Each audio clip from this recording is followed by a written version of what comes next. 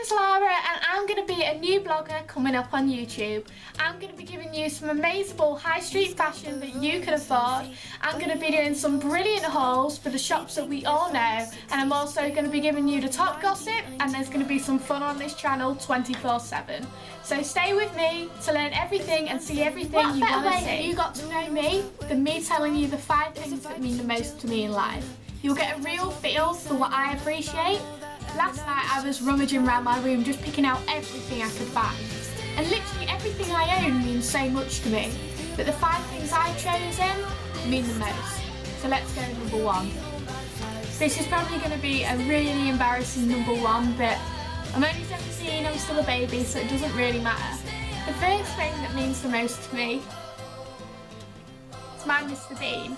My granddad told me when I was younger that when I was being born in hospital, apparently he found Mr. Bean in a rubbish bin. I don't know whether to believe that or not. And then last year I found out he was bought from Clinton, so thanks Grandad for the lies, but it doesn't matter. I've had him since I was a baby, he means the absolute world to me and he still stays in my bed every night. I love my Mr. Bean.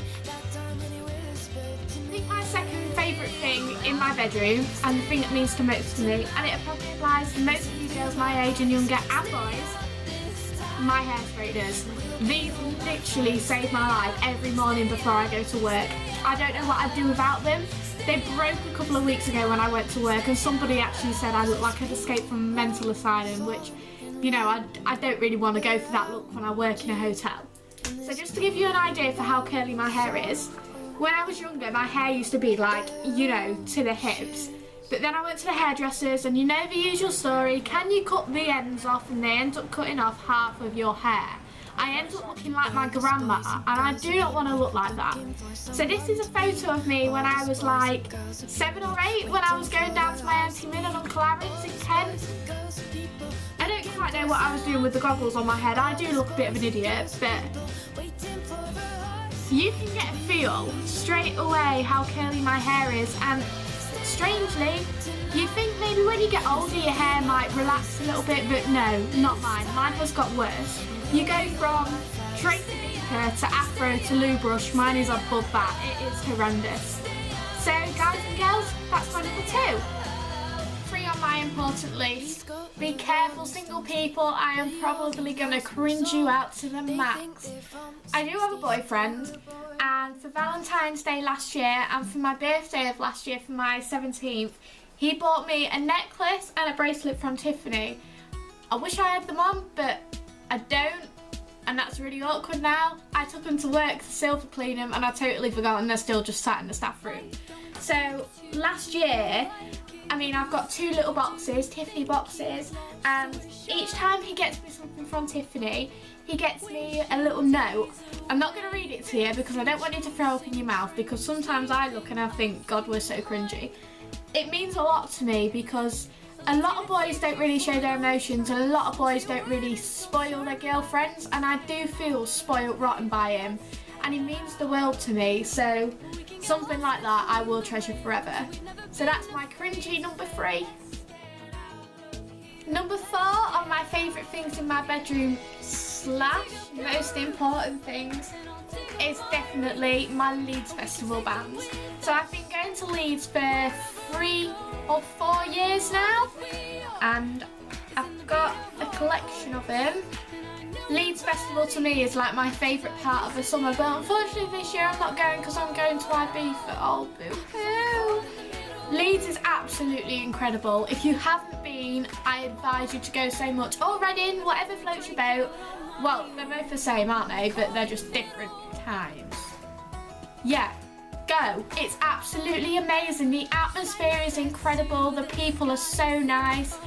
And you can eat burgers all the time without being looked at really funny, because people live off beer, vodka, burgers and chips. So it's good. It's a good diet there for a couple of weeks, but you have to be prepared. Bring onesies, bring wellies, and almost definitely bring deodorant because everyone there stinks. The last and final favourite thing in my bedroom / most important is a card I got from my mum and dad for Christmas, and it's to me and my boyfriend Joel.